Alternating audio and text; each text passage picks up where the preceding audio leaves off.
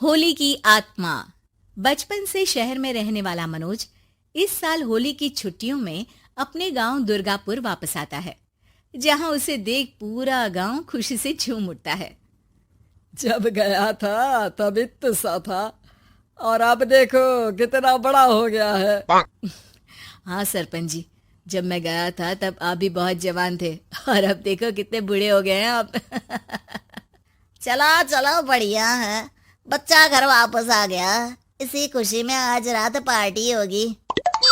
क्या बात है, गांव में भी पार्टियां होने लगी। वैसे अगर पार्टी की बात है तो आज क्यों सीधा होली पार्टी करते हैं। होली पार्टी की बात सुन चहल पहल में अचानक सन्नाटा छा जाता है, जिसे देख मनोज को कुछ अजीब लगता है। लेकिन तभी सरपंच बात पलट देता है। अब बहुत देर हो गई, चलो सब अपने घर चलो, पार्टी के बारे में कल सोचेंगे। मनोज भी मम्मी पापा के साथ घर आ जाता है, पर होली पार्टी और उस पर पूरे गांव की खामोशी वाली बात अभी तक उसके जहन से निकलती नहीं। पापा, होली पार्टी की बात पर सब चुप क्यों हो गए थे? अरे होगी उनकी कोई अपनी बात। मुझे गांव की पंचायत ही थोड़ी पता है। थक गया हूँ, चलो सो जाते हैं, कल बात करते हैं। पापा की बात मानते हुए मनोज भी सोने चला जाता है। आज तो छुपा लिया, लेकिन हफ्ते बाद जब होली का दिन आएगा तब इसे कैसे रोकोगे? अगली सुबह सूरज के साथ ही मनोज भी गांव घूमने निकल जाता है, जिस पर रास्ते में उसे अपनी ही उम्र के कुछ लड़के भी मिलते हैं, जिनसे दोस्ती कर अब वो उनके साथ घूमने लगता है। इसी तरह कुछ दिन बीत जाते हैं और होली नजदीक आने लगती है। दोस्तों, होली में 4 दिन ही बचे हैं, पर गांव में उसकी कोई तैयारियां क्यों नहीं दिख रही? क्योंकि यहाँ होली नहीं मनाई जाती। अरे पर ऐसा क्यों? वो राजा भूषण। अरे तुम 4 दिन के लिए आए हो, क्या इतना सोच रहे हो? चलो कुछ खाने चलते हैं। इसी के साथ एक बार फिर होली की बात को टलते हुए देख मनोज को शक होने लगता है। वो घर पहुंचते ही इंटरनेट पर अपने गांव और राजा भूषण के बारे में जानकारी निकालने लगता है। क्या? मुझे आज तक ये नहीं पता था। ऐसा कैसे? किसी ने मुझे कुछ बताया क्यों नहीं? सारी जानकारी लेने के बाद मनोज गांव वालों या अपने मम्मी पापा से कुछ पूछे बिना खुद ही उसकी सच्चाई के बारे में छानबीन करने लगता है, जिसके चलते वो राजा भूषण की हवेली में पहुंचता है। वाह, क्या हवेली है यार। पर क्या यहाँ सच में कोई भूत है? हेलो भूत जी, कोई है क्या? हम इस साल गांव में होली सेलिब्रेट कर रहे हैं, क्या आप उस पर थोड़ा इंटरव्यू देंगे? मनोज के ऐसा बोलते ही गांव में तूफान उठ जाता है और हवेली में रखी सारी चीजें हिलने लगती है।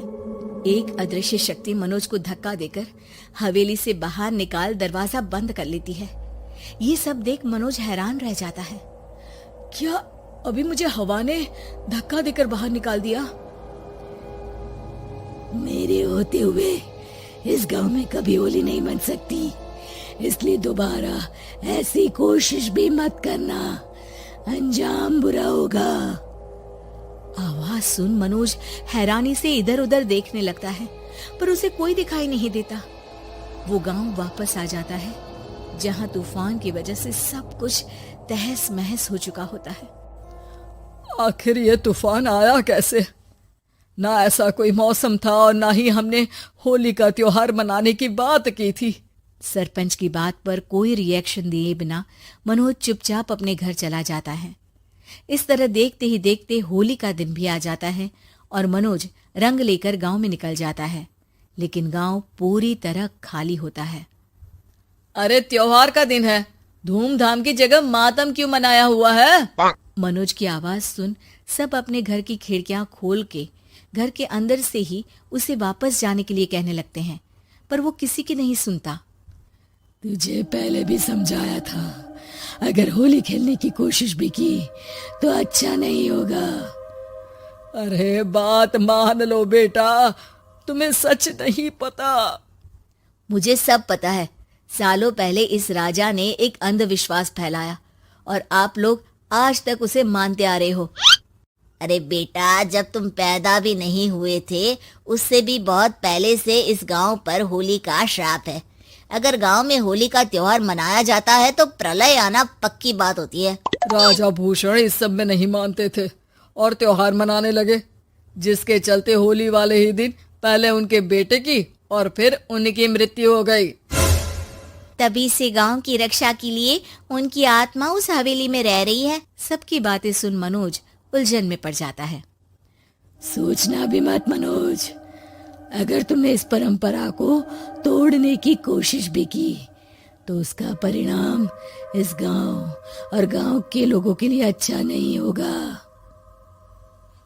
मुझे भी यकीन नहीं हो रहा कि आप लोग एक बेतुकी बात को मानकर सालों से रंगों के त्योहार को मातम की तरह मनाते आ रहे हो।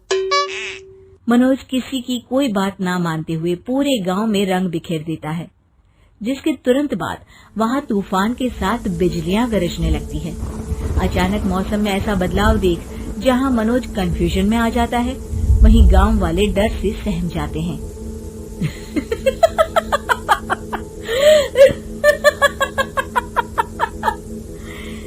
इस लड़के ने हमारे जैसे सिर्फ अपने स्वार्थ के लिए नहीं बल्कि पूरे गांव की खुशियों के लिए यहाँ होली मनाई है, जिस वजह से अब इस गांव पर होली का श्राप टूटता है। ऐसा बोलकर राजा का भूत वहां से गायब हो जाता है, जिसके बाद गांव के लोग धूमधाम से होली मनाते हैं। खुशियों के रंग गांव में बिखरे ही होते हैं कि अगली सुबह अचानक मनोज कहीं गायब हो जाता है और एक बार फिर गांव में होली का नया राज शुरू हो जाता है।